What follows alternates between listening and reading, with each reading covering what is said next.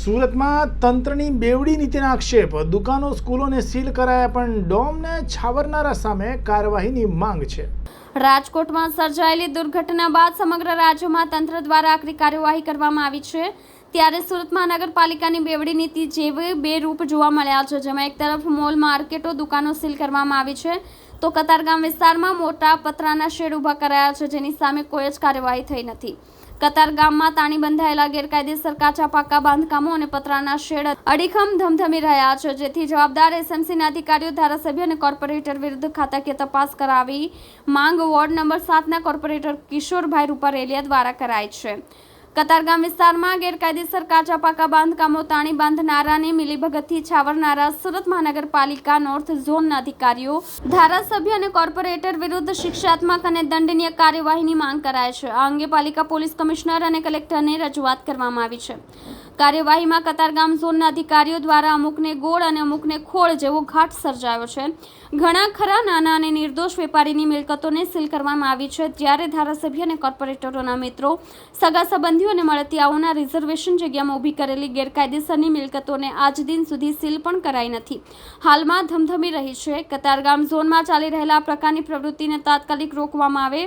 તટસ્થ અને નિષ્પક્ષ રીતે કામ થાય અને આ પ્રકારના તાણી બંધાયેલા તમામ પ્રકારના ગેરકાયદેસરના બાંધકામો દૂર થાય, તેમજ ગેરકાયદેસરના બાંધકામ કરનારાઓ સાથે મિલીભગત કરનારા એસએમસીના અધિકારીઓ, ધારાસભ્યો અને કોર્પોરેટરો વિરુદ્ધ શિક્ષાત્મક અને દંડનીય કાર્યવાહી થાય, તેમજ આ મામલામાં સંડોવાયેલા જવાબદાર અધિકારીઓ અને ચૂંટાયેલા પ્રતિનિધિઓની આવક કરતાં વધુ સંપત્તિની તપાસ કરવામાં આવે તેવી માંગ કરાઈ છે। નમસ્કાર મિત્રો, જય શ્રી કૃષ્ણ। હું ડોક્ટર કિશોર રૂપારેલિયા, સુરત મહાનગરપાલિકા નગર સેવક વોર્ડ નંબર 7। થોડા સમય પહેલા રાજકોટની અંદર એક ગોઝારી દુર્ઘટના કહીએ કે જે પણ કઈ અધિકારીઓના મેળા પીપળાથી બનેલી જે દુર્ઘટના છે ને, એમાં જે માર્યા ગયેલા લોકો છે એમને શ્રદ્ધાંજલિ આપું છું। પરંતુ આજની તારીખમાં પણ આ પ્રોબ્લેમ અધિકારીઓના હિસાબે જે તે વિસ્તારના સંલગ્ન કોર્પોરેટરશ્રીઓ, ધારાસભ્યશ્રીઓ કે અન્ય કોઈ આગેવાન મિત્રો કે બિલ્ડરોના હિસાબે આ તકલીફો જે છે એ હજુ ચાલુ જ છે। વારંવાર લગભગ મારા દ્વારા ઝોનના ઉચ્ચ અધિકારીઓ અને કમિશનર શ્રી સુરત મહાનગરપાલિકાને વારંવાર રજૂઆતો અને લેટર દ્વારા પત્રની જાણથી એમને ધ્યાન દોરવામાં આવે છે કે ઇલીગલ કન્સ્ટ્રક્શન અને જે ટેમ્પરરી સ્ટ્રક્ચરો છે જે સુરતની અંદર બની રહ્યા છે, એ ટેમ્પરરી સ્ટ્રક્ચરો, ઇલીગલ કન્સ્ટ્રક્શન અને જે ગેરકાયદેસર શેડ બનાવવામાં આવે છે એને દૂર કરવામાં આવે અને નવા બનતા અટકાવવામાં આવે। વારંવારના પત્રો છતાં પણ ઉચ્ચ અધિકારીશ્રીઓ, કમિશનરશ્રીઓ કે જે તે ઝોનના અધિકારીશ્રીઓએ આ બાબતે કોઈ જ ધ્યાન દોરવા છતાં કોઈ જ પ્રકારની કાર્યવાહી કરેલી નથી। વાત કરું તો અમારા જે કતારગામ વિસ્તારની અંદર લગભગ ઘણા વર્ષોથી આ બાબતનો પ્રશ્ન લગભગ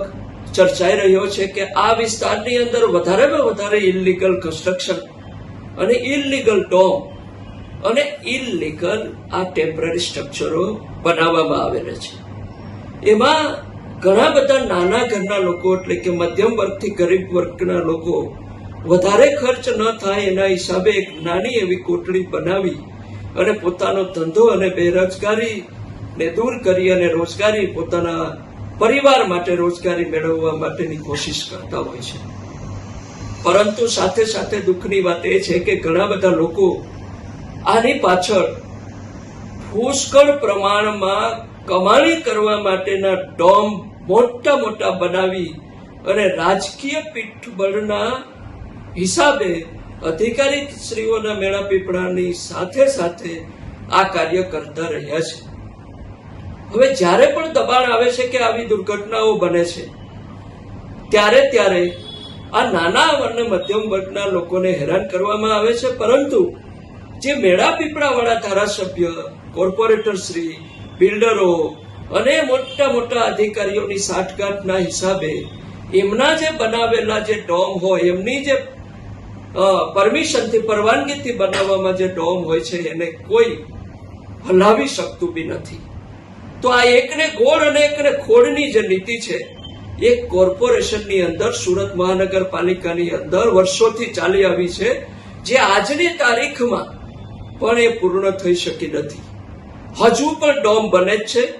હજુ પણ ડોમ જે વર્ષોથી છે ત્યાંના ત્યાં છે, અને મહિને લાખો રૂપિયાની કમાણી આ ધારાસભ્ય, કોર્પોરેટર શ્રી કે બિલ્ડરો એ અધિકારીઓના મેળા પીપળાની અંદર આ ચાલી રહ્યું છે કામકાજ. હાલમાં જ મેં કલેક્ટરશ્રી, માનનીય કલેક્ટરશ્રી, માનનીય પોલીસ કમિશનરશ્રી અને તાજેતરમાં માનનીય મહાનગરપાલિકાના કમિશનરશ્રીને પણ એક ટીપી 25 ની અંદર જે વર્ષોથી જે ઇલીગલ કન્સ્ટ્રક્શન જે ચાલી આવ્યું છે અને ડોમ જે બનાવી અને એમાં મોટા પાયેથી કામકાજ કરવામાં આવી રહ્યું છે એ બાબતે મેં અરજી કરેલી છે અને એમને કહ્યું છે કે આની પાછળ જે મોટા પ્લોટો પડેલા છે એમાં લાખો રૂપિયાના જે ડોમ કોની પરમિશનથી અને કોના મેળા પીપળાની અંદર આ બનાવવામાં આવે એની તપાસ થાય અને જે પણ કોઈ આમાં અધિકારીઓ જવાબદાર હોય, જે પણ કોઈ આમાં ધારાસભ્ય જવાબદાર હોય, જે પણ કોઈ કોર્પોરેટર શ્રી આમાં જવાબદાર હોય કે જે પણ કોઈ બિલ્ડર જવાબદાર હોય કે કોઈ આગેવાન જવાબદાર હોય, એમની ઉપર કાયદેસરની કાર્યવાહી કરવામાં આવે અને આ જે લોકો આમાં સંડોવાયેલા હોય એમની ખરેખર ખાતાકીય તપાસ થાય અને આ જે કોર્પોરેટર શ્રીઓ અને પ્રતિનિધિઓ છે કે પછી ધારાસભ્ય છે કે બિલ્ડરો છે એમની આવકની પણ તપાસ કરવામાં આવે અને 2 નંબરી આવક એમની તપાસ કરી એમને જે તે અનુરૂપ